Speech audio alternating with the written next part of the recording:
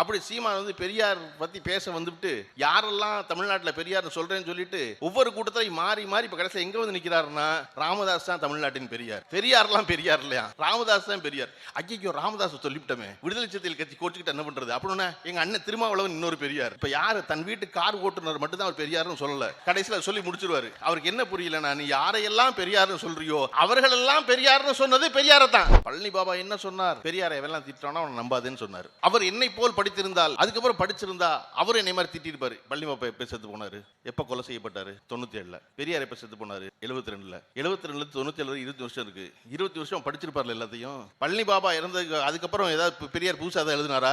அதுக்கப்புறம் படிச்சிருந்தா தான் நீங்க சொல்லணும் நான் பழனி பாபா படிக்காது நான் படித்தேன். யாரு படிக்காது நீங்க படிச்சு ஏன்னா எங்க தான் இருக்கு அந்த லைப்ரரின்னு தெரியல. தமிழக வெற்றி கழகம் பேர் வச்சுக்கிட்டு அந்த கட்சிக்குள்ள எல்லாரும் ஜனநாயகனுடைய ரிலீஸை பத்தி பேசிக்கிட்டு இருக்காங்க. அவ்வளவு பேர் ஜனநாயகன் ரிலீஸ். இன்னைக்கு அந்த சீட் நிர்மல் குமார் ஒருத்தர் அவர் சொல்றாரு படத்தை சென்சார் போர்டு பார்த்து 10 நாள் ஆச்சு, இன்னும் சென்சார் சர்டிபிகேட் கொடுக்கல.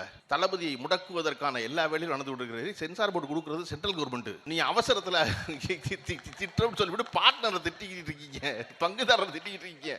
இவ்வளவு பேசுறீங்கல்ல 10 நாளா நீங்க ஜனநாயகன் படத்தை பத்தி. உங்க கொள்கை தலைவர் யாருன்னா பெரியார். பெரியார் ஒருத்தர் வேண்டான்னு சொல்லுவார் ஒருத்தர், பெரியார் ஒருத்தர் சிறியார் ஒருத்தர் பேசுவார். அதை பத்தி ஒருத்தரும் பேச மாட்டாங்க. ஏன்னா அந்த கட்சியில யாருக்குமே பெரியார் யாருன்னு தெரியாது. விளங்காதவங்க ஆள் கூட்டுறது எப்படி கூட்டுறாங்க பாருங்க. ஏற்கனவே இங்கிருந்து போனாலே கூட்டம், நீ புதுசா ஒரு ஆளை ரெடி பண்ணணும். இப்போ என்னன்னா அண்ணன் என்ன பண்றாருன்னா போற கூட்டத்துல எல்லாம் வந்து முதல்ல என்ன பேசுறாங்க வீடியோவை எடுத்து வேற ஒவ்வொரு கூட்டத்திலையும் போய் போட்டு அன்று என்ன பேசினார் இன்று என்ன பேசினார் போட்டே இருக்காரு. நீங்க நினைச்சுக்கிட்டு இருக்கீங்க நம்மள மாதிரி ஒரே கருத்து பேசுவார். நீங்க வேற பணம் கொடுத்தா அவரே எதிர்த்து பேசுவார். திராவிடமான பேர்வை பணம் கொடுத்துச்சுன்னா சீமானே வந்து பேசுவார். சீமான் எதிர்த்து அது ப்ராஜெக்ட் அவ்வளவுதான்.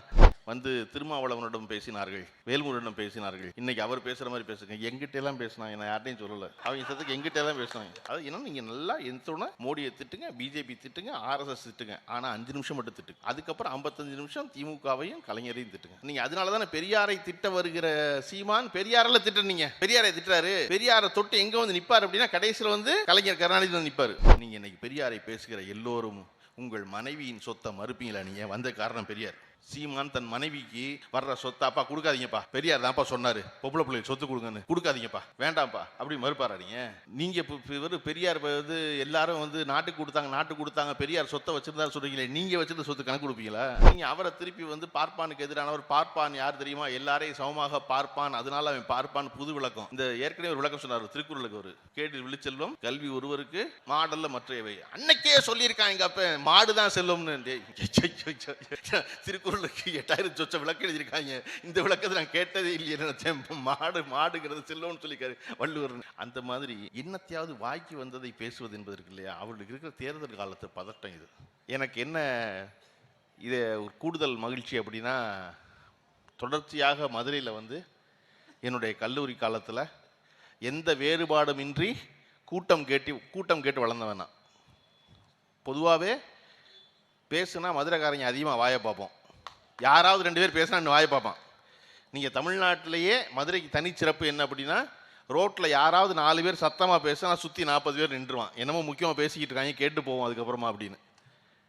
அப்படி எந்த கட்சி வேறுபாடும் இல்லாமல் வந்து கலைஞருடைய கூட்டத்திற்கு போய் மறுவாரமே வந்து தாவண்ணா பாண்டியன் கூட்டத்துக்கு போய், அதுக்கு அடுத்த வாரம் வந்து ஆர்எஸ்எஸ்ல ராமகோபாலன் பேசுகிற கூட்டத்துக்கு போய், அதுக்கு அடுத்த வாரம் ராமகோபால் கூட்டத்துக்கு நான் போயிருக்கேன். நான் தலையில் என்ன எனக்கு இது கெட்ட பேர் ரொம்ப ஆச்சரியமாக இருக்கும். யாரா ஒருத்தர் தலையில் துணியை சுற்றிட்டு உட்காந்து பேசுகிறாருன்னு. அப்படி எல்லா கூட்டங்களும் மாறி மாறி போய் கேட்டு, அதுவும் நேரு ஆளால சுந்தர விநாயகர் கோயில் இருக்குது, வடக்கு மாசீதி மேல மாசீதி சந்திப்பு. அந்த சந்திப்பில் தான் எல்லா பெரும் கூட்டங்களும் நடக்கும். அத்தனை கூட்டத்துக்கும் போயிருக்கேன். ரஜினிகாந்த் அவர்கள் முதல்ல லெகர் பெப்சின்னு ஒரு குளிர்பானத்தை வந்து திருச்சியினுடைய எம்பி அடைக்கலராஜ் அவர்கள் வந்து ஏஜென்சி எடுத்திருந்தார். அப்படிங்கிறனால அந்த ஏஜென்சிக்கு வந்து வெளியிடுறது வந்து அதே இடத்துக்கு தான் வந்தார். அப்போ தான் முதல்ல ரஜினிகாந்துடைய அரசியல் பயணம் தொடங்கியது. அவ்வளோ பெரிய கூட்டத்தை ரஜினிகாந்த் நேரடியாக பார்த்ததில்லை. அந்த கூட்டத்தை பார்த்துட்டு நம்ம அரசியல் வந்துடலாம் போல கிட்டத்தட்ட 30 ஆண்டு காலம் தன் ரசிகர்களை காக்க வச்ச ரஜினிகாந்த் தொடங்கிய இடமும் மேலமாசி வீதி வடக்கு மாசி சந்திப்பு தான். அப்படி அவ்வளோ இடத்துல போய் கூட்டம் கேட்டிருக்கேன். எதற்காக அப்படி கூட்டம் எல்லா கட்சி கூட்டமும் கேட்பது அப்படின்னா, ஒரு கட்சி கூட்டத்தில் கேட்டதுக்கு மறு கட்சி கூட்டத்தில் பதில் இருக்கும். அப்படி இன்னைக்கு இவ்வளவு பெருந்திரளாக இவர்களெல்லாம் வந்திருக்கீங்கல்ல, இதுக்கு வந்து காரணம் திராவிட மாணவர் பேரவை இல்லை. இந்த கூட்டம் இவ்வளோ திரளாக இங்கே வந்திருக்க காரணம் சீமான் தான்.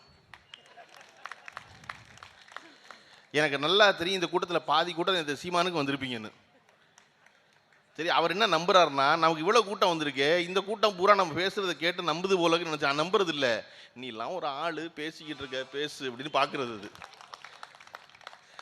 நேற்று இவ்வளவு பேச்சு பேசினதுக்கு அப்புறமும் இஸ்லாமிய பெருமக்கள் எவ்வளவு பேர் கூடி வந்து நின்று உட்கார்ந்துருக்கிறது இருக்கு இல்லையா? நீங்க பழனி பாபாவை இவ்வளவு ஆதரிச்சு பேசுறாரு சீமான்.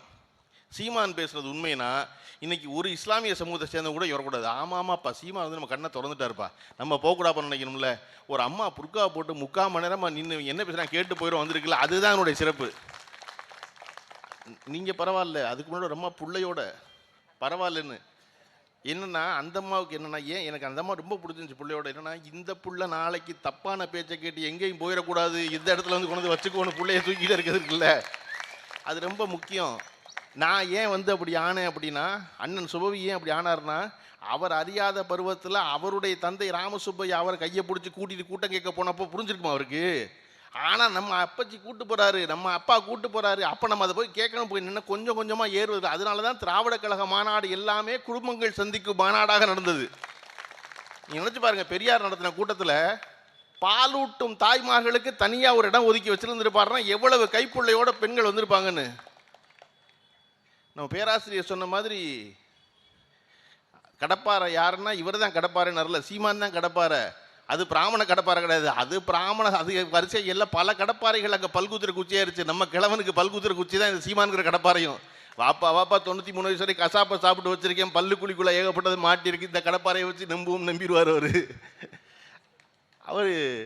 அப்படி ஒரு பெரும் கூட்டம் வந்து இவர்கள் வந்து எப்படி இவர்களை வீழ்த்துவது என்று தெரியாமல் இருந்த பொழுது மீண்டும் மீண்டும் வந்து யாரோ ஒருத்தனை வச்சு கிளப்புறதுக்கான காரணம் என்ன அப்படின்னா, ஒரு மனிதன் இறந்து இந்த கூட்டம் நடக்கும்போது இந்த கூட்டத்தை பற்றி அண்ணன் பேராசிரியர் சுபவீரபாண்டியன் அவர்கள் வந்து எனக்கு பேசினாங்க. எனக்கு பேசி இந்த மாதிரி கூட்டம் வச்சிருக்கு தம்பி அப்படின்னா, நான் வந்துடுறேன் அப்படின்ட்டு உடனே நான் வந்துடுறேன்னே மயிலாடுதுறை இருக்கேன். அப்போ 2 தேதி 4ஆம் தேதி சீமான் பேசி முடித்த மறுநாளே வைப்பதா, ஒரு வாரம் கழித்து வைப்பதா அப்படின்னு ஒரு கேள்வி இருந்துச்சு. நான் சொன்னேன், ஏன்னா அவர் என்ன பேரறிஞர் அண்ணாவா பேசுனது பூரா காலத்துக்கு ஞாபகம் வச்சுக்க போகிறது, ஒரு நாள் தான் மயிலாடுதுறை ஞாபகம் வச்சுருக்கோம், பதில் சொல்லணும்னா அடுத்த நாள் போட்டுடணும். நீங்கள் ஒரு வாரம் கழித்து போட்டால் சீமானுக்கே ஞாபகம் இருக்காது அந்த பேச்சு. ஏன்னா சீமான் வந்து யூடியூப் பார்த்து பேசுகிறவர். பார்த்தீங்கன்னா போன தடவை பெரியார் யார் பெரியார்னு ஒரு கூட்டத்தில் பேசிவிட்டு அதில் திருமாவளவன் அண்ணன் திருமாவளவன் தோழரை திட்டிவிட்டார்.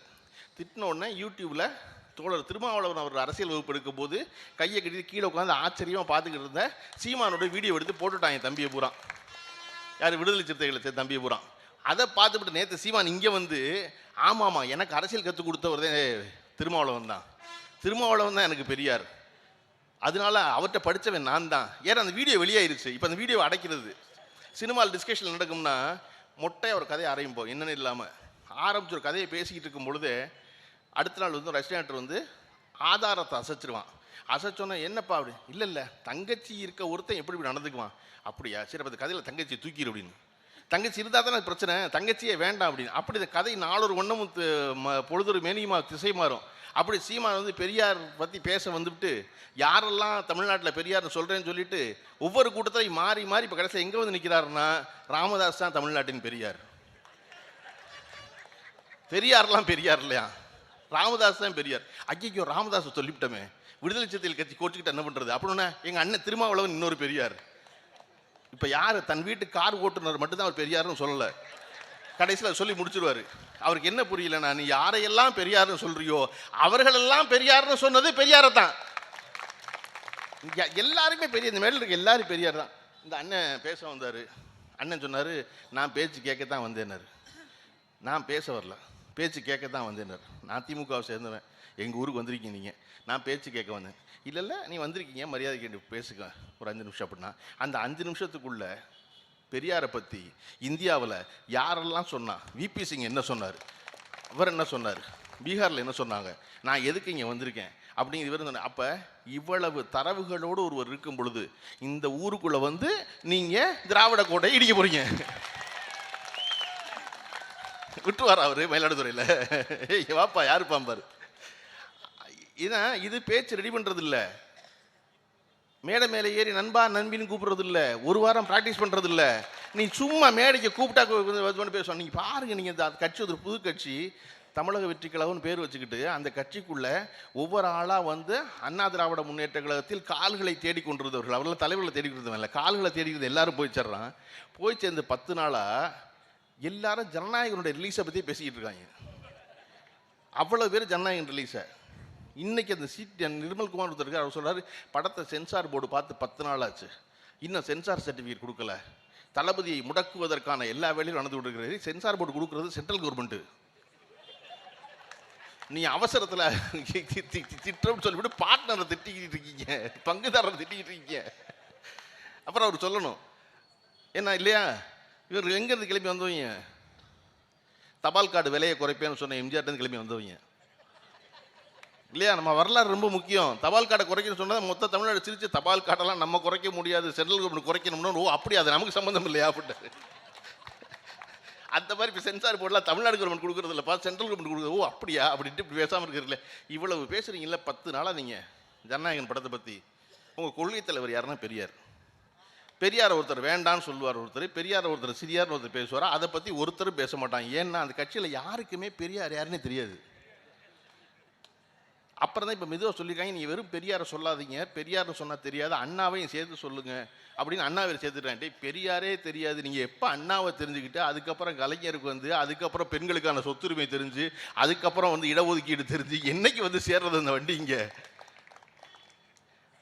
அப்போ இவ்வளவு பெரிய ஒரு அரசியல் வைத்திருக்கும் பொழுது நம்ம எதை கொண்டாட வேண்டியிருக்கிறது அப்படின்னா, கைப்புள்ளையை தூக்கிட்டு கூட்டத்துக்கு வர்ற பெண்களை கொண்டாட வேண்டியிருக்கிறது. அடுத்த தலைமுறை மேல் அக்கறையோடு இருப்பவர்களை கொண்டாட வேண்டியிருக்குது.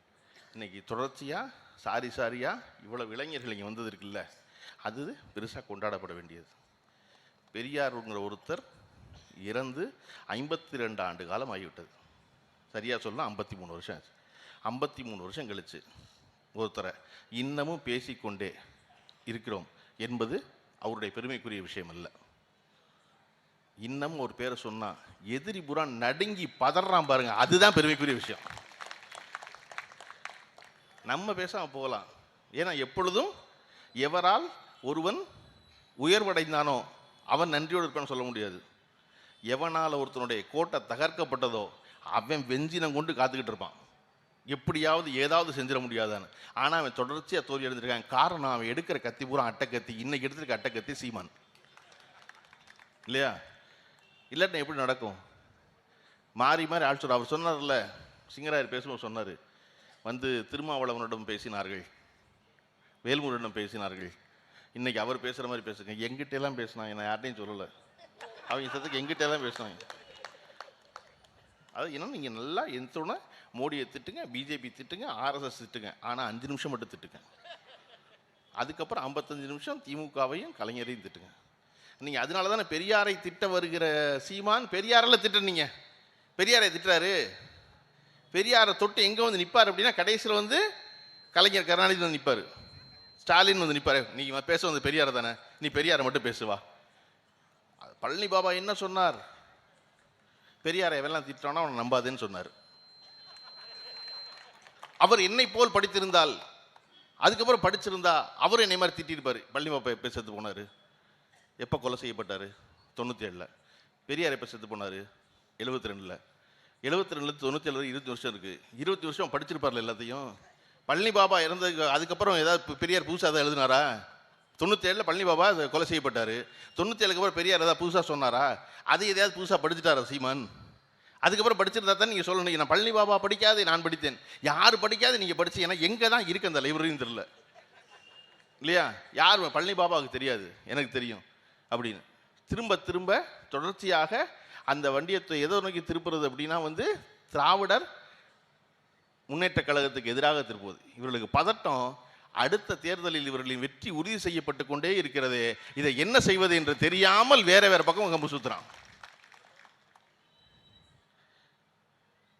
ஒரு சர்க்கஸ்ல சிங்கத்தை முக்காலியில் உட்கார வச்சு சவுக்கால சொடுக்கிக்கிட்டு இருந்தான் ரிங் மாஸ்டர். பார்த்த எல்லா கூட்டத்துக்கும் இவ்வளவு பெரிய சிங்கம், காட்டுக்கு ராஜா, அதை ஒரு முக்காலியில் உட்கார வச்சிடறாங்க ஒரு சாட்டையை வச்சுக்கிட்டு. என்னைக்காவது ஒரு நாளைக்கு கரண்ட்டு போகுது, கரண்ட்டு போணுச்சுன்னா சிங்கம் என்ன செய்யும்? மாஸ்டர் அடிச்சிடும் அப்படின்னு நினச்சிக்கிட்டு கூட்டம் காத்திருக்கு. கூட்டம் காத்திருந்தது போய் ஒரு நாள் சர்க்கஸில் கரண்ட் கட் ஆயிடுச்சு. கரண்ட் கட்டானா கூட்டமே ஓன்னு ஒரு சத்தம். ஏன்னா இப்போ கரண்ட் வந்துச்சுன்னா அவர் அடிபட்டுருவார் சிங்கத்தில். ஒரு 2 நிமிஷத்துக்குள்ள கரண்ட் வந்துருச்சு ஜெனரேட்டர் போட்டு. பார்த்தா மாஸ்டர் எய்தாப்பில் நிற்கிறாரு, சிங்கம் முக்காலிலே உட்காந்துருக்கு. மறுபடியும் ஓன்னு ஒரு பெரிய ஆச்சரியம் கூட்டத்துக்கு. கூட்டம் முடிஞ்சோன்னு க்ரீன் ரூமுக்கு போய் அந்த மாஸ்டரை பார்த்து, மாஸ்டர் எப்படி மாஸ்டர் வெளிச்சம் இருக்கும்போது பரவாயில்ல, கரண்ட்டு கட்டானப்போ எப்படி சிங்கம் உங்களை அடிக்காமல் இருந்துச்சு அப்படின்னோன்னா இந்த பயம் எனக்கும் வந்துச்சு, உடனே எனக்கு வந்துச்சு. ஆனால் அப்புறம் தான் புரிஞ்சிச்சு சிங்கத்துக்கும் இருட்டில் கண்ணு தெரியாது இல்லையா? அப்படி நினைச்சா நீங்கள் சொல்கிறீங்க சிங்கத்துக்கு கண்ணு தெரியும் இருட்டில், எனக்கு தான் தெரியாது, எனக்கு தெரியாது, ஆனால் சிங்கத்துக்கு கண்ணு தெரியும். இப்போ நீ அடிச்சிடக்கூடும் அப்படி நினச்சா நீங்கள் பயந்தீங்க, ஐயோ சிங்கம் அடிச்சிருமேன்னு. ஆனால் எனக்கு ஒன்று புரிஞ்சிச்சு, எனக்கு கண்ணு தெரியாதுன்னு சிங்கத்துக்கு தெரியாதுல்ல. எனக்கு கண்ணு தெரியாது எப்போ சிங்கத்துக்கு தெரியும்? நான் சாட்டையை சொடுக்கிறது நிப்பாட்டினா தெரிஞ்சுக்கும் அது. நான் என்ன பண்ணேன், இருட்டில் சாட்டையை சுற்றிக்கிட்டே இருந்தேன். சிங்கம் நினச்சி ஓ இவனுக்கு கண்ணு தெரியும் போலன்னு உட்காந்துக்கிட்டே இருந்துச்சு பேசாமல். அப்படி சீமான் இருட்டில் சாட்டையை சொடுக்கிக்கிட்டே இருக்காரு. அந்த நாக்காளியில் முக்காலில் உட்காந்துருக்கல சிங்கம், அது நம்ம ரொம்ப நாளாக முக்காலில் உட்கார வச்ச குருமூர்த்தி. அதுக்கு தெரியாது இந்த மாஸ்டருக்கு கண்ணு தெரியாது, அது சும்மா சாட்டையை சுற்றுறான் எல்லா பக்கமும் லெஃப்ட் அண்ட் ரைட்லன்னு இல்லையா? விளங்காதவங்க ஆள் கூட்டுறது எப்படி கூட்டுறாங்க பாருங்க. ஏற்கனவே இங்கேருந்து போனாலே கூட்டம் புதுசாக ஒரு ஆளை ரெடி பண்ணணும். இப்போ என்னென்னா அண்ணன் என்ன பண்ணுறாருன்னா போகிற கூட்டத்துல எல்லாம் வந்து முதல்ல என்ன பேசுகிறாங்கிற வீடியோவை எடுத்து வேற ஒவ்வொரு கூட்டத்திலையும் போய் போட்டு அன்று என்ன பேசினார் இன்று என்ன பேசினான்னு போட்டே இருக்காரு. நீங்கள் நினச்சிக்கிட்டு இருக்கீங்க நம்மளை மாதிரி ஒரே கருத்து பேசுவார், நீங்கள் வேற பணம் கொடுத்தா அவரே எதிர்த்து பேசுவார். திராவிட மாணவ பேரவை பணம் கொடுத்துச்சுன்னா சீமானே வந்து பேசுவார் சீமான் எதிர்த்து. அது ப்ராஜெக்ட் அவ்வளோதான். இப்போ இருக்க பதட்டம் என்ன அப்படின்னா, அந்த பக்கம் விஜய் ஒரு கட்சி ஆரம்பிச்சு வச்சுருக்காரு, இந்த பக்கம் நம்ம ஒன்று ஆரம்பிச்சு வச்சுருக்கோம். இதில் என்ன தாக்கு பிடிக்கிற, நீங்கள் ஆஸ்பத்திரிகளே பார்த்தீங்கன்னா வித்தியாசமான ஆஸ்பத்திரி எதுனா மனநல மருத்துவமனை. நீங்கள் வேறு எந்த இடத்துல உங்கள் வீட்டில் ஆளில் போய் சேர்த்தீங்கன்னா, ஒரு ஆஸ்பத்திரியில் ஒரு கைகால் முடக்கம் பிரச்சனை ஹாஸ்பிட்டல் வந்து சேர்க்குறீங்க, ஒரு 3 நாளில் வந்து மருத்துவர் என்ன கேட்பீங்கன்னா, ஐயா எப்போ கூப்பிட்டு போகலாம் எங்கள் அப்பாவை. கண்ணில் பிரச்சனை ஹாஸ்பிட்டலில் ஒன்று சேர்க்குறீங்க, ஒரு 4 நாள் என்ன கேட்பீங்கன்னா, அம்மாவை எப்போ கூப்பிட்டு போகலாம் வீட்டுக்கு. வயிற்று வலி பிரச்சனை கொண்டு போய் தங்கச்சியை சேர்த்துருக்கு, ஒரு 5 நாளில் கேட்பீங்க வீட்டுக்கு எப்போ போகலாம். எந்த ஆஸ்பத்திரிக்கு போனாலும் வீட்டுக்கு எப்போ போகலாம் தான் கேட்போம் இல்லையா? அதுதான் எல்லாரும் கேட்குறது. கீக்க நோய் குணமாக போயிடணும். ஒரே ஒரு ஆஸ்பத்திரியில் மட்டும் கேட்க மாட்டோம். மண்டல மருத்துவமனையில் நம்ம வீட்டில் இருக்கிற மனம் சரியில்லை, நான் கொண்டு போய் விட்டுட்டு நல்லா வச்சுக்குங்க, பார்த்து சௌரியம் பண்ணி மெதுவாக அனுப்புங்க, ஒன்றும் அவசரம் இல்லை, 3 நாள் அனுப்பிச்சிடாதீங்க. ஏன்னா அவன் வீட்டுக்கு வந்தால் தொந்தரவு, எப்போ என்ன செய்வான்னு தெரியாது, யாரை கடிப்பான்னு தெரியாது. அதனால வந்து ஒன்றும் அவசரம் இல்லை, 1 மாதம் ஆனாலும் வச்சு குணப்படுத்தி அனுப்புங்க. அப்படி ஒரு பைத்தியக்கார கூட்டத்தை சீமான் வச்சிருந்தாரு. அதே கூட்டத்தை இப்போ விஜய் வந்து கூப்பிட்றான்னு 2 பேருக்கான பிரச்சனை. என் பைத்தியத்தை அவன் கூட்டு போயிடுவானா, அவன் பைத்தியத்தை நான் கூட்டு போயிடுவானா பதட்டத்தில். பெரியார் எப்படி பெரியார், பெரியார் எப்படி பெரியார், பெரியார் ஒருவர் தான் பெரியார்னு யார் சொன்னதுன்னா, யாரை தலைவர் என்று சீமான் சொல்லி கொண்டிருக்கிறாரோ அந்த பிரபாகரனோடு தினசரி பழகிய, பிரபாகரன் கவிஞன் என்று போற்றி கொண்டாடிய காசி ஆனந்தன் சொன்ன வார்த்தை தான் பெரியார் ஒருவர் தான் பெரியார். அவருடைய கவிதை பெரியார் ஒருவர் தான் பெரியார். திராவிட மாணவர் பேரை சொல்லல, காசி ஆனந்தன் சொன்னார். நிஜமாவே பிரபாகரனோடு பழகுனவர், பிரபாகரனை வைத்து எந்த ஆதாயம் அடையாதவர், பிரபாகரனை வச்சு எந்த பொய்க்கதையும் சொல்லாதவர். அவர் சொன்னது பெரியார் ஒருவர் தான் பெரியார்னு. அப்போ நீங்கள் யாரையெல்லாம் கூட்டிகிட்டு வரீங்களோ அவர்கள் எல்லாரும் ஒரு இடத்துல பார்த்தீங்கன்னா பெரியார் தான் பெரியார்னு சொல்லியிருப்பாங்க. விதவை திருமணத்தை பற்றி பேசுகிறாங்க. இன்றைக்கி எல்லா இடத்துலையும் பெண்கள் வந்து இவ்வளவு பெருசாக பெரியார் கூடுவதற்கான காரணம் என்ன? அவருக்கு பெரியாருக்கிற பட்டத்தை பெரியார் தான் பெண்கள் தான் கொடுத்தாங்கன்னு எல்லாரும் தெரிஞ்சது. நீங்கள் யோசிச்சு பாருங்கள், நம்ம பிரியமான எல்லாருக்குமே நம்ம ஒரு பேர் கொடுக்குறோம் இல்லையா? அந்த பட்டத்தை கழட்டி விட்டாலும் அவர்கள் இருப்பார்கள். பெரியார் ஈவேரான்னு சொல்கிறக்கா இந்த நாட்டில் இருந்து மறைஞ்சிருவாரா? நாளையிலேருந்து ஈவேரான்னு சொல்லிடுவோம்னா பெரியார் நிஜமாவே மகிழ்வார். பரவாயில்லப்பா, நம்மளை பெரியார்னு சொல்லாமல் பேர் சொல்லி கூப்பிட்றான், அதுக்கு தான் நம்ம போராடணும் அப்படி தான் சொல்லுவான். நாளைக்கு அறிஞர் அண்ணாவை வெறும் அண்ணன் நீங்கள் சொல்லலாம், கலைஞர் கருணாநிதியை வெறும் கருணாநிதினு சொல்லலாம் இல்லையா? இது எல்லாமும் நாம் விரும்பி அவர்கள் மேல் கொண்ட பற்று, நமக்காக அவர் உழைத்தவர்கள், உழைக்கின்றவர்கள், என்னாலும் அவர்களால் பலன் பெற்றவர்கள், நலனடைந்தவர்கள், சுயமரியாதை பெற்றவர்கள் என்பதால் இவர்கள்லாம் இந்த பேரெல்லாம் சொல்கிறோம். சரியா? அப்படி இல்லைன்னு வச்சுக்கோங்க, நான் என்ன செய்வேன், நானே எனக்கு பேர் வச்சுக்குவேன். எனக்கு ராமசாமின்னு பேர் வச்சாதானே பெண்கள் மாநாட்டில் கூடி பெரியார்னு பேர் வைக்கணும். நான் எனக்கு பெரியார்னே பேர் வச்சுக்கிட்டேன்னா இல்லையா? அப்படி ஒருத்தன் தனக்கு தானே சீமானே பேர் வச்சுக்கிறது. யாருமே நம்மளை சீமான்னு சொல்ல மாட்டாங்க, நம்மளே சீமான்னு பேர் வச்சுக்கோம். சரி ரைட்டு. பெரியார் ஈவே ராமசாமியிலேருந்து பெரியாரை கழட்டிட்டா ஈவே ராமசாமி மிஞ்சோம், ஒரு கொள்கை மிஞ்சும். சீமான்லேருந்து சீமானை கழட்டிட்டா என்ன மிஞ்சும்? உன் பேரை தவிர வேறு என்ன இருக்குது? என்ன செய்வீங்க? நீங்கள் வெறும் திரள்நிதி நினச்சி பாருங்கள். எப்போ ஏற்பட்ட நண்பர்களை பெற்றும் இந்த சீமானுக்கு அறிவறியை நினச்சிக்குவேன். அவருடைய வீட்டு வாடகை நண்பர்கள் கொடுக்குறாங்க, வீட்டு செலவு நண்பர்கள் கொடுக்குறாங்க, வண்டிக்கு வந்து என்ன யார் ஊற்றுறா நண்பர்கள் கொடுக்குறாங்க. எதுவுமே கணக்கு கிடையாது. எதுக்காவது கணக்கு இருக்கா? நீங்கள் ஒரு பொது கட்சி நடத்துறீங்க, இல்லை கணக்கு இருக்கா? நீங்கள் வணங்காமுடின்னு ஒரு பேராசிரியர் இருக்கார், அண்ணுக்கு ரொம்ப தெரிஞ்ச. அவர் எழுதின புத்தகம் ஒன்று இருக்குது பெரியாரை பற்றி, புரட்சி பேச்சாளர் பெரியார்னு. ஏன்னா பெரியாரை வந்து சிந்தனையாளர்னு புரட்சியாளர் சொல்லுவாங்க, பேச்சாளர்னு யாரும் சொல்ல மாட்டாங்க. அவர் ஒரு ஆய்வு கட்டுற புத்தகம் போட்டார், பெரியார் ஒரு சிறந்த பேச்சாளர்னு. அந்த புத்தகத்தினுடைய பின் இணைப்பில் பெரியாருக்கு யார் யாரெல்லாம் அவருக்கு பணம் கொடுத்தாங்க அப்படிங்கிறத பெரியார் திடல்னு லிஸ்ட்டு வாங்கி போட்டிருப்பாங்க. ஏன்னா பெரியார் நினச்சது, இது பொது பணம், நான் பொது வாழ்க்கைக்கு வந்துட்டேன், ஏன்னா எல்லா பணத்துக்கும் கணக்கு வச்சுக்கணும், அதை எல்லோரும் பார்ப்பது போல இருக்கணும்னு நினச்ச ஒரு நேர்மையாளன் தமிழ்நாட்டில் கடந்த 100 ஆண்டுகளில் யாரும் சந்திக்கவே இல்லை. திரு ஆர்.எம். வீரப்பனை வந்து எம்ஜிஆர் அவர்கள் கூப்பிட்டு பக்கத்திலே வச்சுருந்தார். எதுக்காக வச்சுருந்தாரு? எதுக்காக வச்சுருந்தாருன்னா, பெரியார் எவ்வளவு கடுமையான ஆள் பண விஷயத்துலன்னு தெரியும் எம்ஜிஆருக்கு. அந்த கடுமையான பெரியாரிடம் மிகச் சரியாக கணக்கு வைத்திருப்போம் என்று பாராட்டு பெற்றவர் வந்து ராமவீரப்பன். ஓ, பெரியாரே பாராட்டுற ராமவீரப்பனை, அப்போ நம்ம இந்த பணத்தை பூரா ராமவீரப்பன் தான் கொடுத்து வைக்கணும்னு பெரியார்கிட்ட சொல்லி கூட்டிகிட்டு வந்தார் ராமவீரப்பனை எம்ஜிஆர். அப்படி ஒரு ஸ்ட்ரிக்டான ஒரு ஆஃபீஸர் பெரியார். ஏன் அவ்வளோ ஸ்ட்ரிக்டாக இருந்தார் அப்படின்னா, அவருக்கு தெரியும் இந்த பணம் என்பது நம்ம ரொம்ப பத்திரமா வச்சுருந்தா தான் இந்த இயக்கத்தை வழிநடத்த முடியும், நம்ம கூட்டம் போட முடியும். நம்ம யார்கிட்ட போய் 10 காசுக்கு நன்கொடை கொடுங்கன்னு நின்றக்கூடாது. நம்ம பேர் வைக்க சொன்னால் காசு வாங்குவோம், ஃபோட்டோ எடுக்க சொன்னால் காசு வாங்க. எங்கிட்ட ஃபோட்டோ எடுக்க வர்றாங்க, காசு எடுப்போம். நீங்கள் பெரியார்ட்ட ஃபோட்டோ எடுக்க போனீங்கன்னா இன்றைக்கி மாதிரி செல்ஃபிலாம் எடுக்க முடியும். செல்ஃபி காலத்தில் பெரியார் இருந்தாருன்னா இன்றைக்கி பெரியார் தான் இந்த உலகத்தினுடைய மிகப்பெரிய கோடீஸ்வரன். யார் செல்ஃபி எடுத்தாலும் காசு கொடுன்றுவார். எதுக்கு சும்மா எடுக்கிறேன் ஃபோட்டோவை, எனக்கு காசு கொடுப்பாரு. ஏன்னா அந்த காசை வாங்கி சிறுக சிறுக சிறுக சேர்த்த பணத்தில் தான் அந்த இயக்கம் நடந்துச்சு. அதில் தான் அநாத பிள்ளைகளுடைய பள்ளிக்கூடம் நடந்துச்சு, அதில் தான் பெண்கள் கல்லூரி நடந்துச்சு, அதில் தான் எல்லாரையும் எடுத்தெறிஞ்சு பேச முடிஞ்சு அவரால். என்ன பேசுகிற நீ திரள் நிதியில் பொழைச்சவர் இல்லை அவர். இந்த மாதம் இவன் பணம் கொடுக்குறான்னா இவனுக்கு பேசுவோம், அடுத்த மாதம் பணம் கொடுத்து அவனுக்கு பேசுவோன்னு இருந்தவர் இல்லை அவர், இல்லையா? நீங்கள் நினச்சி பாருங்கள், ஒரு ஆதரவற்ற பிள்ளைகளுக்கு பள்ளிக்கூடம் நடத்துகிறாரு. அந்த பள்ளிக்கூடத்தில் கடவுள் வாழ்த்து பாடப்பட்டுச்சு. கடவுள் வாழ்த்து பாட்டப்ப திரு நேத்து சுந்தரவடிவேலு கல்வித்துறையினுடைய அதிகாரியாக இருந்தவர், அவர் கேட்குறாரு, ஐயா நம்ம நடத்துகிற பள்ளிக்கூடத்தில் கடவுள் வாழ்த்து பாடப்படுது. அறைக்குள்ளே உட்காந்துருக்காரு பெரியார்.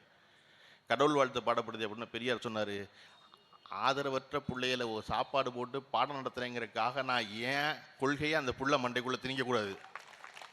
மற்ற பிள்ளையெல்லாம் எப்படி வளருமோ அப்படியே வளரட்டும், அதுக்கு அறிவு வளரட்டும், அறிவு வளர்ந்து அதுவே தெரிஞ்சு நான் சொல்கிறது சரின்னு நினச்சா இந்த நாத்தியத்துக்கு வரட்டும், வரலைன்னா சாமி கும்பிட்டோம். அவர்தான் நீங்கள் பேசிக்கிட்டு இருக்கீங்க இல்லையா? எப்படி ஒரு மனுஷன் இருக்க முடியும்? பெண்கள் வந்து இந்த நாட்டில் இளம் விதவைகள் அவ்வளோ பேர் இருந்தாங்க. வயசான அம்மா சொன்னாங்க, நான் பெரியார் காலத்தில் பிறந்தேன், நல்ல வேலை அப்படி. நீங்கள் பாருங்கள், இன்றைக்கி நீங்கள் வெள்ளைப்புடவை கட்டின அம்மாவை தமிழ்நாட்டில் ரொம்ப அரிதுன்னு மரிதாக தான் பார்க்க முடியும். வயசான பாட்டியாக இருந்தால் கூட கலர் புடவை தான் கட்டுவோம். வீட்டில் பிள்ளைய சொல்லுவோம், அம்மா நீ என்னம்மா, எனக்கு அப்பா செத்து போனார், நான் சொல்கிறேன் பொட்டு வச்சுக்கோங்க, இல்லையா? இன்னமும் ஒரு படி முன்னே போய் இளம் அம்மாக்களாக இருந்து 40-45 வயசில் அப்பா இறந்து போனால் பல வீட்டில் பிள்ளை இன்றைக்கி வந்து தைரியமாக, அம்மா உனக்கு யாரை பிடிச்சிருக்கோ இன்னொரு கல்யாணம் பண்ணிக்கமான்னு சொல்கிற இடத்துக்கு கொண்டு வந்துருச்சு பொம்பளை பிள்ளைய. அதெல்லாம் ஒன்றும் இல்லைம்மா, அதெல்லாம் கிடையாது. நீ வாழ்க்கை இன்னொரு 45 வருஷம் இருக்குது, நீ தனியாக இருப்ப, உனக்கு ஒரு கம்பெனி வேணாமா, கூட ஒரு ஆள் வேணாமா அப்படின்னு.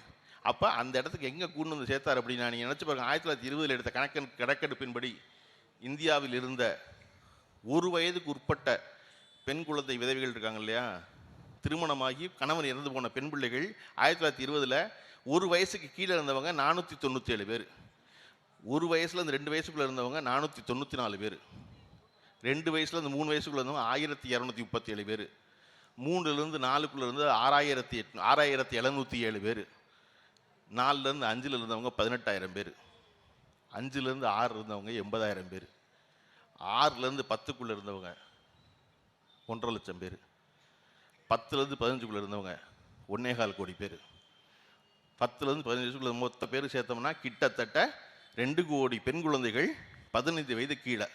அதில் 5 வயசு கீழே இந்த பிள்ளை இவ்வளோ பிள்ளைய. இது நம்முடைய கணக்கெடுப்பு. நீங்கள் சீமான் சொல்கிற மாதிரி இது வாட்ஸ்அப் ஃபார்வர்டு நினச்சிக்காங்க, கெசட்டில் இருக்குது கணக்கெடுப்பா. இவ்வளவு பொம்பளை பிள்ளைய தன் வாழ்நாள் முழுமைக்கும் அவர் சொன்னது போல வீட்டின் பின்னாடி இது நார்புடவை கட்டி தலையை மொட்டையடிச்சு வெளியே பின்னாடி இருக்கணும். சரியா? அதில் வந்து நம்ம ஆளுக தான் இருக்கான்ல, நம்ம ஆளுக வந்து என்ன எப்பவுமே பிராமணன் என்ன செய்கிறானோ அதனுடைய மேன்மையான விஷயங்களை செய்யவே மாட்டான். அவன் செய்கிற கீழ்மையான விஷயங்களை பூரா செஞ்சு அவன் பிராமணனாக முயற்சி பண்ணுவான். அவன் வேல் குத்த மாட்டான், அது பதில் நம்மளும் குத்தக்கூடாதுன்னு இருக்க மாட்டான். ஆனால் அவன் வீட்டில் பொம்பளைகளுக்கு மொட்டை அடித்தா இவனும் மொட்டை அடிப்பான், பின்னாடி போய் வரணும். அப்போ இவ்வளோ பேர் இருக்கும்போது பெரியாருக்கு என்ன நிகழுது? பெரியாருக்கு தன் குடும்பத்திலேயே நிகழுது. அவருடைய தங்கை பொண்ணுத்தாயினுடைய மகள் அம்மாயின் 9 வயசு பொண்ணு திருமணம் பண்ணி வைக்கிறாங்க. மாப்பிள்ளைக்கு வயசு 12. கால்ரா நோய் வந்து திருமணமாகி 1 வருஷத்தில் செத்து போயிடுறான் மாப்பிள்ளை பையன். பொண்ணுக்கு வயசு 10. வருஷம் 1909. அந்த பொண்ணு அழுதுகிட்டே இருக்கா. ஒரு 9 பொண்ணு இல்லை, அது குழந்தை. பார்த்தா மாமன் பெரியாருக்கு ஈவே ராமசாமிக்கு மனசு தாங்கலை. 4 வருஷம் கழித்து பெண்ணு பூப்படைகிறா. அப்போ தான் பூப்படைகிறா அந்த பெண் அம்மாயி. அதுக்கப்புறம் பெரியாரிடம் வேலை செய்து கொண்டிருந்த பையன் மேலே அவளுக்கு பிடிச்சிருக்கு, அந்த பையனுக்கு பிடிச்சிருக்கு, திரும்ப தயாராகிறான். ஆனால் இதை செஞ்சு வைக்க முடியாது. ராமசாமி வீட்டில் உட்காந்துக்கிட்டு, அப்பா இருக்கார், அம்மா செல்லத்தாய் இருக்காங்க. என்ன செய்யறதுன்னு ஒரு கார்டியனை போட்டு சாமி கும்பிட போகிற மாதிரி ஈரோட்டிலேருந்து அம்மாயியை வந்து சிதம்பரத்துக்கு போயிட்டு வாங்கன்னு அனுப்புகிறாரு. இந்த பையன் இருக்கான் பாருங்க, இவனும் சிதம்பரத்துக்கு பின்னாடியே போனால் கண்டுபிடிச்சிருவாங்கன்ட்டு நீ அச்சகத்துக்கு பொருளெல்லாம் வாங்கணும்னு சொல்லி கையில் காசு கொடுத்து சென்னைக்கு போங்கிறாரு. வீட்டில் வந்து வேங்கடசாமி நாயக்கரும் பெரியாருடைய அம்மா செல்லத்தாய் என்ன நினச்சிக்கிட்டு இருக்காங்கன்னா, பய வந்துக்கிட்டு சென்னைக்கு போகிறான் அச்சகத்துக்கு பொருள் வாங்க, இவங்க எல்லாம் சாமி விட போகிறாங்கன்னு நினச்சிக்கிட்டு இருக்காங்க. இவன் பெரியார் இந்த பையன் கையில் காசு கொடுத்து நீ சென்னைக்கு போயிட்டு சென்னையிலேருந்து டிக்கெட் எடுத்து சிதம்பரத்துக்கு வந்துரு, அவங்க காத்துக்கிட்டு இருப்பாங்கன்னு சொல்லி தகவல் சொல்கிறாரு. இவர்கள் இருவருக்கும் திருமணம் சிதம்பரத்தில் நடக்குது. பெரியாருடைய தங்கை மகளுக்கு மறுமணம் நடக்குது. மறுமணம் சிதம்பரத்தில் நடக்குது. சிதம்பரத்தில் அந்த திருமணத்துக்கு வந்து தலைமை தாங்கினவர் வந்து காவல்துறை ஆய்வாளர் இன்ஸ்பெக்டருக்கு பெரியார் சொல்லிடுறாரு. அவர் போய் தலைமையாக இருக்கிறாரு. காவல்துறை ஆய்வாளர் வந்ததுனால சிதம்பரத்தின் பெரிய மனிதர்கள் எல்லோரும் வந்துடுறாங்க. திருமணம் முடிஞ்சு அனுப்பி வச்சா இப்போ பெரியார் மேலதாளம்லாம் செட் பண்ணுறாரு வீட்டில். ஈரோட்டில் கேட்குறாங்க, ஒரு விசேஷம் இல்லையே, நீ எங்கே மேலதாளம்லாம் எடுத்து எங்கே போகிற, ஒரு ஆள் இருக்கு நான் கூட்டு வரேன் பாருங்கன்ட்டு நேராக ரயில்வே ஸ்டேஷனுக்கு வர்றாரு. ஈரோடு ரயில்வே ஸ்டேஷனுக்கு மாப்பிள்ளை பொண்ணு இறங்குது. கீழே இறங்குனா மேலதாளம்லாம் வச்சு 2 பேரையும் தூக்கி வச்சு வீட்டுக்கு கொண்டு வர்றாரு. வீடே அலறுது. ஆகா, செய்யக்கூடாத காரியத்தை செஞ்சுட்டியே, இது மாதிரி புருஷன் செத்து போன ஒருத்திக்கு மறுமணம் பண்ணி வச்சுட்டியே, செய்யலாமா ராமசாமி, உன்னால் அந்த குடும்பத்துக்கே பெரிய கேடுன்னு அழுது புலம்புது அம்மா. இடிஞ்சு உட்கார்ந்துடுறார் அப்பா. ஈரோடு சாதி சங்கத்தில் எல்லா இடத்துலேருந்து பெரியாரை விளக்குறாங்க. குறிப்பாக பெரியாருடைய சொந்த சாதியில் பெரியாரை விளக்குறாங்க. யாரும் அண்ணன் தண்ணி புலக்கூடாது, அவர்கிட்ட போகாதீங்கன்ட்டாங்க. அதை பற்றி கவலைப்படுறவர் அவர் பாட்டு பேசாமல் இருக்கார். பின்னாடி எப்போ பெரியாரை சேர்த்துக்கிறாங்க, பின்னாடி ஈரோட்டினுடைய நகரசபை தலைவராக பெரியார் தேர்ந்தெடுக்கப்படுகிறார். தேர்ந்தெடுக்கப்பட்ட எல்லோரும் போய் வாழ்த்து சொல்கிறாங்க. சொந்த சாதிக்காரன் என்ற ஏசா முழிச்சுக்கிறான். என்னடா நம்ம சாதியால் அவ்வளோ பேரும் பாராட்டுறான், நம்ம பாராட்டாமல் விட்டுற போடக்கூடாது அப்படி கிளம்பி நேரம் வந்து, என்ன இருந்தாலும் நீங்கள் வந்து சமூகத்தில் பல முக்கியமான காரியத்தை பண்ணி புரட்சியெல்லாம் செஞ்சு சரியாக வந்து அப்படின்னு உளறி கொட்டாங்க. சரி சரி உட்காந்து காப்பியை குடிங்கிறாரு பெரியார். உட்காந்து காப்பியை குடிச்சிட்றாங்க. என்ன சொன்னாங்க, அவர் வந்தால் காப்பி கொடுக்கக்கூடாதுன்னு தீர்மானம் நிறைவேற்றினவங்க பூரா கிளம்பி வந்து பெரியார் வீட்டில் காப்பி குடித்தாங்க. அங்கே ஆரம்பித்தது இன்னைக்கு வந்து இங்கே உட்காந்துருக்க பெண்களுக்கு தெரியும். அதனால தான் அவங்க சிரிச்சுக்கிட்டே இருக்காங்க. நீங்கள் பெரியாரை பற்றி எவன் வேணாலும் பேசு, எங்களுக்கு தெரிய அவர் என்ன பண்ணியிருக்காரு இல்லையா? நான் சொல்கிறேன், எப்பொழுதுமே நான் வந்து அண்ணன் சுபவியிடம் ஒன்று கற்றுக்கொள்கிறேன், சிங்கராயிட்ட ஒன்று கற்றுக்கிறேன், பேராசிரியர்கிட்ட ஒன்று கற்றுக்கிறேன். அப்படி எல்லாம் என்ன கற்றுக்கிறேன், அப்படி அண்ணன்ட்ட சுபவின் கற்றுக்கிட்டது, எவரையும் எப்பொழுதும் தனிப்பட்ட வாழ்வு பற்றி பேசக்கூடாது. அவருடைய பேச்சில் பேசவே மாட்டார். நான் அதை குறிப்பாக வச்சுருக்கேன், யாருடைய தனிப்பட்ட வாழ்வு பேசக்கூடாது. ஆனால் இன்றைக்கி நான் சொல்கிறேன், நீங்கள் இன்றைக்கி பெரியாரை பேசுகிற எல்லோரும் உங்கள் மனைவியின் சொத்தை மறுப்பீங்களா? நீங்கள் வந்த காரணம் பெரியார். சீமான் தன் மனைவிக்கு வர்ற சொத்தை, அப்பா கொடுக்காதீங்கப்பா, பெரியார் தான்ப்பா சொன்னார் பொம்பளை பிள்ளைக்கு சொத்து கொடுங்கன்னு, கொடுக்காதீங்கப்பா, வேண்டாம்ப்பா அப்படி மறுப்பாரா? நீங்கள் இப்போ பெரியார் வந்து எல்லாரும் வந்து நாட்டுக்கு கொடுத்தாங்க பெரியார் சொத்தை வச்சுருந்தா சொல்கிறீங்களே, நீங்கள் வச்சுருந்த சொத்து கணக்கு கொடுப்பீங்களா? உங்கள்கிட்ட ஏதாவது இருக்கா? அப்போ இங்கே தொடர்ச்சியாக ஆணோ பெண்ணோ எல்லோருக்கும் பெரியார் என்ன செய்தார் என்பது தெரியும். அதை வந்து பிராமணர்கள் எவரும் எதிர்ப்பதில்லை. அவர் சொன்ன அந்த அம்மா கதை தான். யார் பிராமணிய எண்ணத்தோடு இருக்கிறார்களோ அவர்கள் எதிர்க்கிறார்கள். நீங்கள் பெரியாருக்கு ஒரு நாளும் பிராமணர்கள் மேல் வெறுப்பு இருந்ததே இல்லை. ராஜாஜி அவர் மறைந்து போகிறார், சுடுகாட்டில் உட்காந்துருக்காங்க, பெரியார் சக்கர நாற்காலிக்கு வந்துட்டார். ராஜாஜி தகனம் பண்ண போகிறாங்க. ராஜாஜி உடம்ப தகனம் பண்ண போகும்போது இந்தியாவினுடைய ஜனாதிபதியும் தமிழ்நாட்டுடைய ஆளுநர் ஷாவும் ஜனாதிபதி விவி கிரியும் வந்துட்டாங்க. சுடுகாட்டில் என்ன சேரை போட்டு வச்சிருப்பான். வந்து நிற்கிறாங்க 2 பேரும். பெரியார் என்ன சொல்றாரு, என்னை தூக்கி கீழே உட்கார வைங்கிறார். சக்கர நாக்கால் உட்காந்துருக்க பெரியார் தன் அருகில் இருந்த தோழரோட சொல்றாரு, என்னை தூக்கி கீழே உட்கார வைங்க அப்படின்னு. அவர் தூக்கி பெரியாரை கீழே உட்கார வச்சோன்னா அந்த நாக்காளியை கொண்டு போய் விவி கிரிக்கு போடுங்க. யாரு, இந்த நாட்டினுடைய குடியரசுத் தலைவருக்கு போடுங்க இந்த நாக்காளியை கொண்டு போய்ங்கிறாரு. ஐயா அப்படின்னா இல்லை, அவர் பிராமணங்கிறது முக்கியம் இல்லை, அவரது நாட்டுடைய குடியரசுத் தலைவர், முதல் குடிமகன், அதற்குரிய மரியாதையை நம்ம கொடுக்கணும். நான் தரையில் உட்காந்துக்குவேன், எனக்கு ஒன்றும் பிரச்சனை இல்லைன்னு விவி கிரி அவர்களை பிராமணனாக பார்க்காம இந்த நாட்டுடைய முதல் குடிமகனாக பார்த்து தான் உட்கார்ந்து சாக்காரனா காலியை சுடுகாட்டில் கொண்டு போய் கொடுத்தவர் தான் பெரியார்.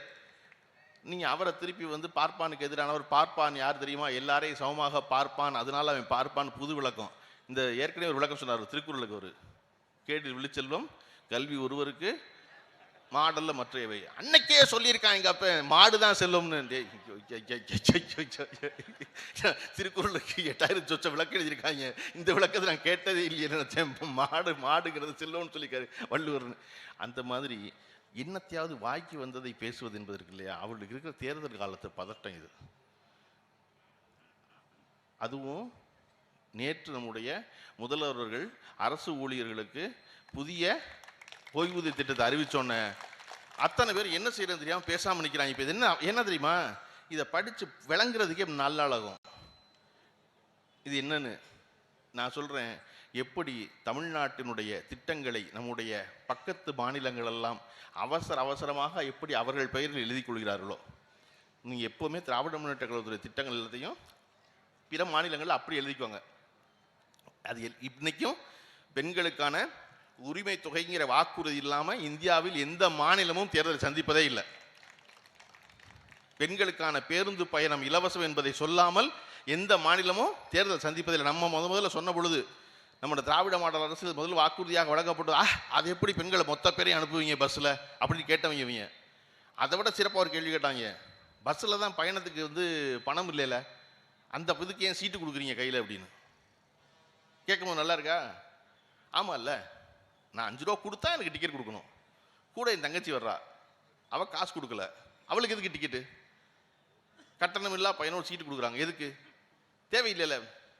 எதுக்கு தேவைன்னா, அப்படி சீட்டு கொடுத்தாலும் எவ்வளவு சீட்டு போயிருக்குன்னு தெரியும், எவ்வளவு பெண்கள் பயன்பெற்றிருக்காங்கன்னு தெரியும், அதன் மூலமாக எத்தனை கோடி சேமிக்கப்பட்டது என்று தெரியும். நான் சொல்கிறேன் கேளுங்க, இந்த நாட்டில் தமிழ்நாட்டில் இதுவரையும் வந்த திட்டங்களிலேயே மிகப்பெரிய சமூக மாற்றத்தை அடுத்த 10 ஆண்டுகளில் ஏற்படுத்த போகிற திட்டம் எது அப்படின்னா, பெண்களுக்கு பேருந்தில் கட்டணமில்லா பயணம் என்பது அவ்வளவு பெரிய மாற்றம். அந்த மாற்றம் இப்போ தெரியவே தெரியாது. இன்னைக்கு அந்த பேருந்தில் பயணப்படுற ஒரு 18 வயசு புள்ள மயிலாடுதுறையில் என்னவா ஆகுறது அடுத்த 10 ஆண்டுகளில் என்பது 10 ஆண்டு கழிச்சு நீங்கள் லிஸ்ட் எடுத்தீங்கன்னா தான் தெரியும். ஓ, இவ்வளவு தூரம் வந்திருக்கா இந்த திட்டம் அப்படின்னு. எப்படி வந்து பள்ளிக்கூடங்களில் வந்து உணவளிக்கிற திட்டத்தை வந்து நம்ம திரும்ப பெறவே முடியாதோ, அதை போல பெண்களுக்கு பேருந்தில் பயணம்ங்கிற திட்டத்தை இன்னொரு தடவை யாராலையும் திரும்ப பெறவே முடியாது. ஏன்னா மொபிலிட்டி ஆஃப் விமன் தான் ரொம்ப முக்கியம்.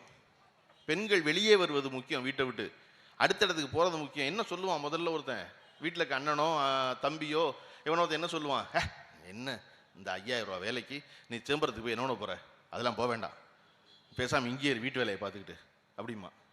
இப்போ அந்த பொண்ணு என்ன சொல்லுவான், அவள் வெளியே போக தவிக்கிறா இல்லையா, அவள் என்ன சொல்லுவா, அண்ணே பஸ்ஸு சும்மா தான் போகுது, சேம்பரத்தில் கடை வச்சுருக்காரு, அவன் பெரிய அண்ணன் தான் வச்சுருக்காரு, நான் காலைல 9க்கு போகிறேன், சாயந்தரம் 6க்கு வந்துடுவேன் அப்படிப்பா. அப்போ பஸ்ஸு சும்மா போகுது, ரைட்டு, வீட்டில் சோத்தை கட்டு போகட்டு சிதம்பரத்துக்கு போகிற பெண் முதல்ல பேருந்தில் தனியாக பயணம் பண்ணுறா. அவளுடைய பிரச்சனைகளை அவள் சந்திக்கிறா, அதுக்கான தீர்வு அவள் தேடுறா. அவள் கையில் சொந்தமாக சம்பாதிச்ச பணம் 5000 ரூபா கையில் வருது இல்லையா, அந்த 5000 ரூபாயில் முதல்ல அவள் சொந்தமாக சானிட்டரி நாப்கின் வாங்க போகிறா, யார்கிட்டையும் காசு கேட்காம. ஒருத்தி சொந்தமாக மருத்துவத்துக்கு பணம் சொல்லிக்க போகிறா, அம்மாவுக்கு பணம் கொடுக்க போகிறா. அந்த 5000 ரூபாயில் சிதம்பரம் வரை போன பொண்ணு என்ன சிந்திப்பானா, இங்கே 5000 ரூபா கொடுத்து வாங்குற வேலைக்கு அந்த வேலையை இன்னும் கொஞ்சம் முனைப்போடு அடுத்த படிப்பை மேற்படிப்பை படித்தோம்னா சென்னைக்கு போய் வேலை செய்யலாம், அங்கே சம்பளம் 15000 ரூபான்னு இந்த இலவச பயனாவளை மேலும் படிக்க தூண்டுனா அதற்கும் நம்முடைய திராவிட மாடல் அரசு பணம் கொடுக்குது. பணம் கொடுக்குறாங்க, 1000 ரூபா படி மேற்கொண்டு படித்தா சென்னைக்கு போக 15,000 20,000 சென்னைக்கு போன பொண்ணு மும்பைக்கு போக முயற்சி பண்ணுவான், மும்பைக்கு போன பொண்ணு உலகம் பூரா சுற்றி வர முயற்சி பண்ணுவாங்க. இதெல்லாம் எங்கே கிளம்புனுச்சுன்னா மயிலாடுதுறையிலேருந்து சிதம்பரத்துக்கு இலவச பேருந்து பயணத்தில் தொடங்குனுச்சுது. இது தெரிவதற்கு 20 ஆண்டு காலம் ஆகும், குறைஞ்சபட்சம் 10 ஆண்டு காலம் ஆகும். அப்போ அதை போல் இன்னைக்கு நம்ம கொடுத்துருக்க புதிய ஓய்வு திட்டம் இருக்குல்ல, அதை நீங்கள் பாருங்கள், அடுத்து வரப்போகிற எல்லா மாநில அரசாங்கங்களும் அவசரமாக எடுத்து அதை அப்படியே காப்பி பேஸ்ட் பண்ணி இதை அறிவிச்சிருவான். அவ்வளோ பேரும் இன்னைக்கு காஷ்மீரில் வரவேற்றுட்டாங்க. அதை ரொம்ப மிகச்சிறந்த திட்டம் அதுன்னு. அப்போ இதெல்லாம் என்ன செய்யறது? இதுக்கெல்லாம் பதில் சொல்லணும்னா படிக்கணுமே, இதுக்கெல்லாம் பதில் சொல்லணும்னா அறிவு வேணுமேன்னு தெரியாமல் தான் பெரியார் தான் பெரியார்னு ஆரம்பிக்கிறது. நம்ம என்னென்னா வழக்கம் போல் போய் தம்பி சொன்ன மாதிரி தான், எங்களுக்கு என்டர்டெயின்மெண்ட்டே இந்த தேர்தலில் நீ தானே, நீ பாட்டு பேசுகிறது நிப்பாட்டிடாதே அப்படின்னாரு இல்லையா? அந்த மாதிரி என்டர்டெயின்மெண்ட்டுக்காக பார்த்துவிட்டு நம்ம எல்லாரும் நம்முடைய முதலமைச்சர் திரு ஸ்டாலின் அவர்கள் சொன்னதைப் போல வெல்வோம் 200 படைப்போம் வரலாறு என்பதை நோக்கி நகர்வோம் என்று சொல்லி வாய்ப்பு கொடுத்த அனைவருக்கும் நன்றி சொல்லி விடைபெறுகிறேன். நன்றி, வணக்கம்.